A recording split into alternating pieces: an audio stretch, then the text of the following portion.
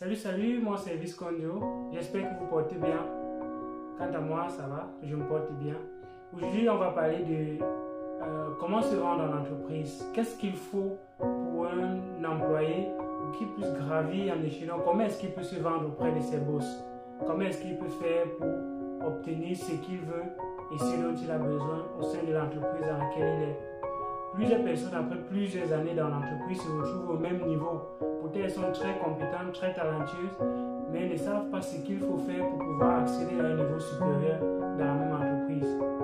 En 2013, quand je commence à travailler, quand j'entre dans le monde professionnel, je vais en entreprise pour un stage de 2 mois. Et au bout de 1 mois et demi, l'entreprise me demande si je veux qu'on me confirme.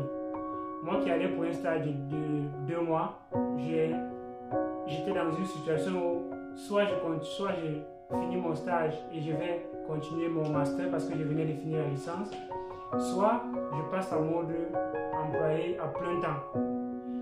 Et le choix était vite fait pour moi parce que déjà je ne voulais pas continuer mon master au pays. Je voulais faire un master ailleurs et la proposition qui m'avait été offerte cadrait juste avec ce que je voulais.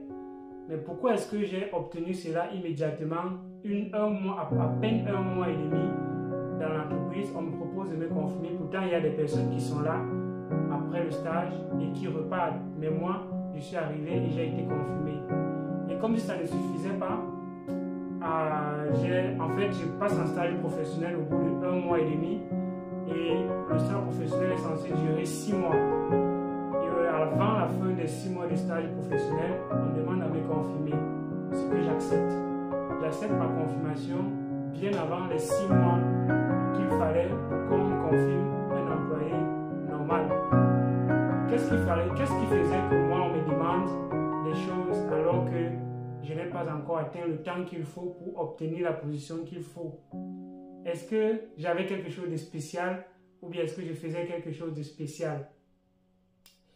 Figurez-vous que je suis arrivé dans l'entreprise, il y avait des personnes avant moi.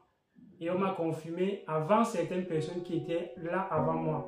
Pourquoi est-ce qu'on m'a confirmé? La réponse est toute simple. Il faut d'abord savoir ce que tu vaux. Et quand tu sais ce que tu vaux, on ne peut pas te proposer moins que ce que tu attends. Imaginez-vous quelqu'un qui doute de lui-même. Quand on lui dit il ne vaut rien, puisqu'il doute de lui-même, alors il prend ce que l'autre dit pour se définir. Donc sa définition ne vient pas de lui-même, mais sa définition vient de ce que les gens pensent de lui. Et ça, c'est très mauvais. C'est très mauvais parce que ta valeur ne doit pas dépendre de quelqu'un d'autre. Tu dois savoir ce que tu vaux. Comme à une belle fille qu'on dit qu'elle est jolie, généralement, elles ont confiance en elle et elles savent qu'elles sont jolies. Et la réponse est bien merci, parce qu'elles savent déjà, elles savent qu'elles sont jolies. C'est pareil pour un employé. Quand il sait ce qu'il vaut, alors il a donc la possibilité de demander ce qu'il croit mériter.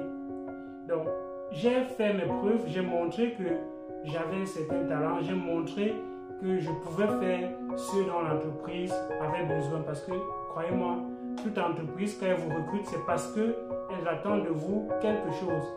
Et si l'entreprise voit que vous avez ce qu'elle attend, eh bien, elle va vous donner ce que vous avez aussi besoin pour pouvoir obtenir de vous ce dont elle attend. Il ne faut pas croire que c'est une relation de concubinage avec les entreprises où c'est comme de l'aide. Non, ce n'est pas de l'aide. Quand vous êtes dans une entreprise, sachez que l'entreprise prend quelque chose de vous et en retour, vous prenez quelque chose de l'entreprise. Il faut donc savoir ce que vous offrez à l'entreprise et savoir ce que vous pouvez demander à cette entreprise. Donc, au bout de 6 mois, on me confirme et on me propose un certain salaire. J'accepte le salaire au départ, mais avant la fin d'année, je vais demander une augmentation de salaire. Parce qu'on nous demandait de signer les contrats. Moi, j'étais en contrat à durée indéterminée, mais on n'avait pas signé les contrats. Et quand il est venu le moment de signer le contrat, parce qu'il y avait en fait, on avait restructuré les contrats et il fallait re-signer les contrats. Donc, quand on est arrivé à la période où il fallait re-signer les contrats, j'ai demandé une augmentation de salaire. L'entreprise n'a pas coopéré, elle n'a pas voulu augmenter mon salaire. Mais ce que j'ai fait, j'ai demandé à démissionner. J'ai demandé à démissionner et savez-vous ce qui s'est passé? Ce qui s'est passé, c'est que l'entreprise m'a proposé une augmentation de salaire, mais qui n'était pas ce que j'attendais.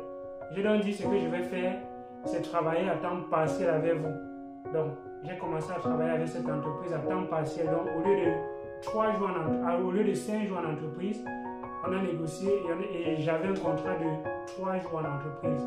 Donc, moi, je venais en entreprise 3 jours et j'avais le même salaire que ceux qui étaient en entreprise 5 jours.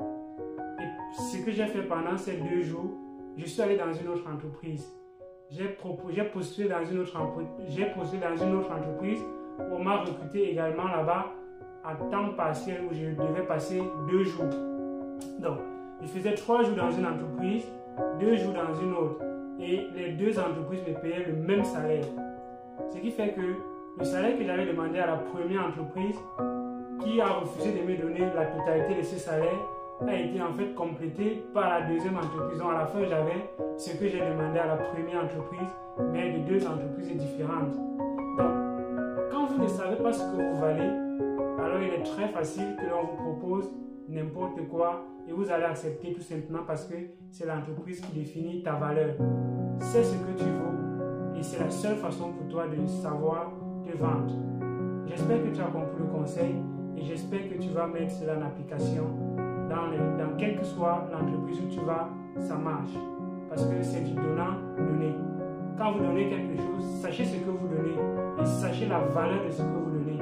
Et c'est la seule façon pour savoir si vous êtes payé effectivement comme vous le souhaitez et comme vous devez l'être. À une prochaine vidéo. Ciao, ciao.